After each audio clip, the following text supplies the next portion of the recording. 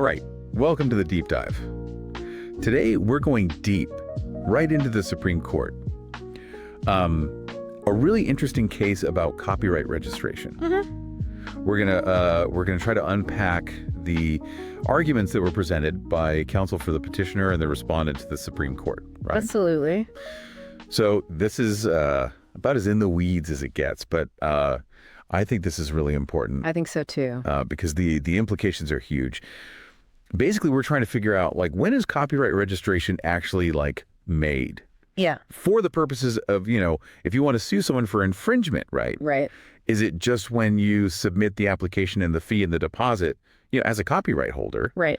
Or is it, only after the Copyright Office has, like, taken action on that application? Yeah. So that's basically the question before the court. Right. And to give you a really quick preview of where we're headed, the petitioner's argument essentially was that registration is made the moment that they submit all the necessary paperwork and fees. The respondent countered that, no, it's not officially registered until the Copyright Office has either granted that registration or refused it. Interesting. Yeah. And ultimately, the court had to decide between these two interpretations.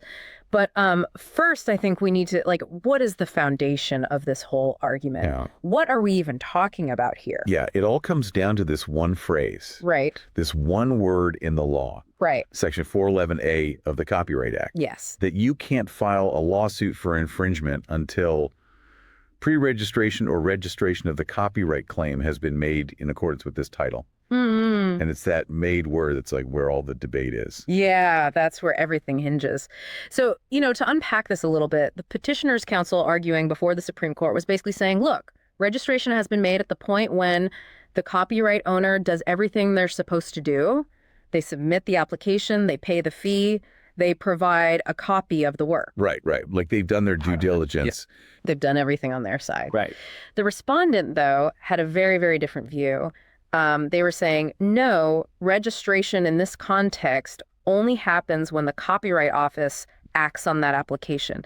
They have to either grant it or refuse it. Got it. So, it has to be an official action from the Copyright Office. Interesting. So it's not just about, you sending in the paperwork. It's not just you doing your part. It's like the government actually acknowledging it or whatever. Right. It's that official stamp of approval. And to muddy the waters even further, we have Section 410D of the Copyright Act. Oh, boy. Which, this section states that the effective date of registration is the day on which the application, fee, and deposit are received in an acceptable form. Okay. But so that would kind of go in favor of the petitioner, right? You would think, but Okay. It also includes this little phrase, as later determined by the office or a court. Oh. Yeah. So it's like they leave this little loophole in there. Okay, so it's like they're saying, yeah, we got it, but we might change our mind, Exactly. So to help illustrate their argument, the petitioner used a really clever analogy. They said, think about signing up for a college class. You've registered for the class the moment you submit your registration form. It doesn't matter if the university later comes back and says, oh, sorry, the class is full. Your action completed the registration. That makes sense. Right. It's your action. Yeah. Now, the respondent countered that pretty hard. They said, hold on. In the specific context of copyright law, you have to look at how the word registration is used in other parts of the Copyright Act. Right. They pointed to places where registration is made, very clearly refers to the Register of Copyrights actually doing something, taking an action. Got it. So they pointed, for example, to Section 708A, which deals with fees, and it says that the fees cover the cost of things, including the issuance of a certificate if registration is made. Okay, yeah, certificate comes from the Copyright Office. That's them doing something. Right, exactly. They also pointed to Sections 205 and 406, which talk about constructive notice, and they argued that these legal benefits, these important protections, only come into effect once there's a public record that's been established by the Copyright Office. Right. Okay, so we've got these two sides of the argument. Where does the court go with this? What are the implications of all of this? That's a great question. And the court really wrestled with, what are the practical consequences of each interpretation? Right. And a lot of their discussion focused on the potential for delays. Right. Because the Copyright Office isn't exactly known for its speed. Right. They do take their time. Yeah. And, the petitioner was really concerned about the harm that these delays could cause. They were saying, imagine you're a musician and your brand new song gets leaked online. Oh, yeah. And it's being illegally downloaded all over the place. Every day that goes by is money lost. Every day is lost revenue. And they were really emphasizing this idea that you have this fundamental right to protect your work, and that shouldn't be held up by bureaucracy. Right. You shouldn't be penalized for the Copyright Office being slow, basically. Exactly. But the respondent, they came back with a different perspective on this. They said, look, the Copyright Office's examination process is not just a formality. It's there for a reason. They're actually reviewing these applications to make sure they meet the requirements. Right, right. And they argued that this process, it might take a little bit of time, but ultimately it benefits everyone. Right, because it makes the registry more accurate. It makes the registry more reliable. Right. And it adds legitimacy to the whole system. Makes sense. Yeah. Okay, so let's dig into this a little bit deeper, all right? I know we've got some more details, more arguments, some more nuances to explore here. So where do we go next? What else do they talk about? So the arguments also went into the history of this part of the Copyright Act. They were looking for clues in how it was originally written. Right. And they brought this really interesting report from 1961. It's a Copyright Office report to Congress that addressed a very similar issue that had come up in an earlier case called Vacheron. Oh. And this report kind of suggested a different way to handle these situations where the Copyright Office refuses to register a work. Okay. Instead of forcing the copyright owner to file a lawsuit to force the Copyright Office to register the work, and then a separate lawsuit for infringement, Right. the report said, hey, why not combine these two things into one lawsuit?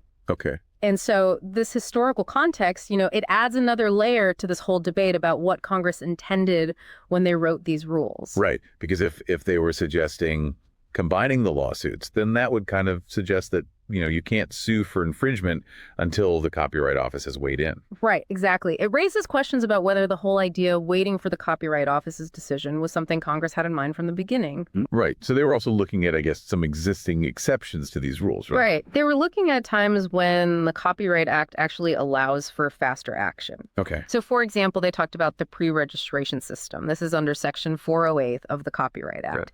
And this allows creators of certain types of works, like movies and music, to pre-register their works. Right. Because, those types of works, they often get infringed before they're even released. Right. Right. Like someone leaks a song or leaks a movie. Exactly.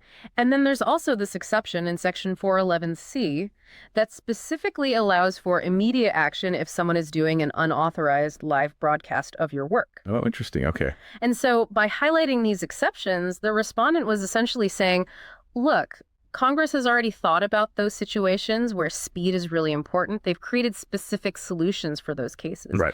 So maybe we don't need a general rule that lets everyone sue for infringement the moment they file their application. Okay, that makes sense. So let's say someone, they believe their work is being infringed. They haven't gotten that official registration yet. Yeah. What can they actually do in court? So the petitioner, their argument was that even without that registration, you can still go to court and ask for immediate relief. You can ask for a temporary restraining order or a preliminary injunction. Okay. And you would have to prove to the court that you're likely to win the case, that you actually own the copyright, and that infringement is happening. Right. You got to have some evidence. But the argument is that the court can step in and stop the harm from getting worse, even while you're waiting for that official registration. Got it. Okay. So, timing is obviously a big factor here. Absolutely. We've got the statute of limitations. We've got how long it takes for the Copyright Office to do their thing. How did all of that play into the arguments? Yeah, the average processing time for electronic copyright applications came up, and it's about 7 months, which That's a while. it's a long time, but, it can vary. Yeah. And the petitioner was saying, look, if you have to wait 7 months before you can even sue someone, that's eating into your time. Right. The statute of limitations for copyright infringement is only 3 years. Right. So you could potentially lose a lot of time just waiting for the Copyright Office. Yeah, that doesn't seem fair. But the respondent, they countered that. They said, look, a large percentage of applications actually get processed much quicker than 7 months. Okay. And 3 years is still a decent amount of time to take legal action. Right. And if you really need it done quickly, you can pay an extra fee for expedited processing. Right. Although, it's not guaranteed. Sure. So there was this back and forth about whether the delays are a big enough problem to justify letting people sue right away. Right. The petitioner was really focused on the idea that creators are left vulnerable during this waiting period. Right. But the respondent was saying, look, if you really need to act quickly, Congress has already given you those pre-registration and live broadcast options. Right. For most cases, the regular process isn't that bad.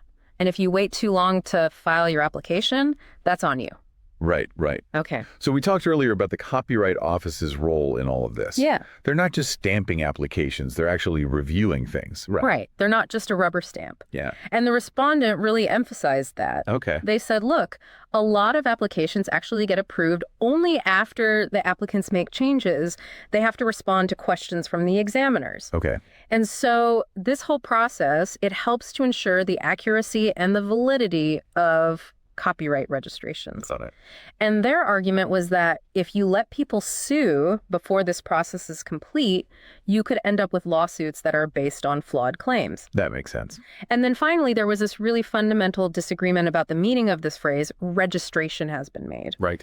The petitioner was arguing that it should have one consistent meaning throughout the Copyright Act. It always means the copyright owner has done their part. They've submitted the application. Okay. But the respondent really pushed back against that idea. They said, no, you have to look at the context. Okay. And in certain parts of the Copyright Act, registration has been made clearly refers to the Register of Copyrights taking action. Right. Like it's an official thing. Yeah. And they argued that Section 411A, this section that deals with lawsuits, it needs to be understood in that same way. Okay. Yeah. Registration means the Copyright Office has done something. Got it. It's not just you submitting an application. All right. So we've heard a lot here. I mean, this is a lot to unpack. It's very complicated. It's very complicated. But we've got to put on our robes now. It's time for our 10th chair segment. Let's do it. We're on the Supreme Court. We've heard all of these arguments. What do we think? When is copyright registration made for the purpose of filing a lawsuit? I think after considering everything we've discussed, the argument that registration is made when the Copyright Office acts, that seems to be the most consistent with the overall goals and structure of the Copyright Act. The Act puts a lot of emphasis on having a public record of copyright ownership. Right. And this record provides clarity not just for creators, but for anyone who wants to use copyrighted works and for the courts. And the Copyright Office, they play a vital role in making sure that record is accurate and reliable. Okay. So I think their examination process, even though it takes time, it's an important step in that. So even with the concerns about delays, you would say you've got to wait for the Copyright Office to act. Yeah, I think so. And it's worth noting that Congress has already created those exceptions for situations where you need to act fast. Right. The pre-registration and the live broadcasts. Exactly. And that suggests to me that they've already thought about the balance between protecting creators and making sure the system works smoothly. And for the vast majority of cases, the regular registration process, it's not that bad. Okay. What about this argument that registration has been made needs to have a single consistent meaning everywhere in the Act? While it's generally a good thing to have consistency in legal language, I think the context really matters. Okay. And in the context of filing a lawsuit, I think tying that phrase, registration has been made, to the official action of the Copyright Office, that makes the most sense. Okay. It creates a clear point where you can say, yes, all the legal requirements have been met. Now we can proceed with the lawsuit. Got it. So, bottom line, even though there might be some downsides in terms of delays, you think requiring that official action from the Copyright Office is ultimately the better approach? I think so. Yeah. It provides a more solid foundation for copyright enforcement, and it aligns better with the overall structure of the Copyright Act. Okay. That's a really fascinating perspective. And I think this whole deep dive really shows how even something that seems simple on the surface, like when is something officially registered, can get really complicated. Absolutely. It highlights the complexities of copyright law and the real-world consequences of how these laws are interpreted. And for anyone listening who's, creating things or using copyrighted works, it's important to understand these nuances. For sure.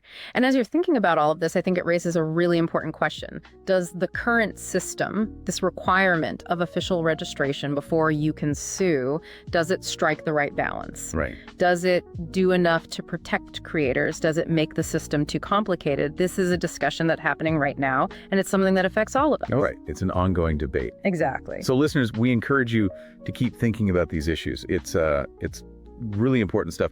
And until next time, keep diving deep. Keep diving.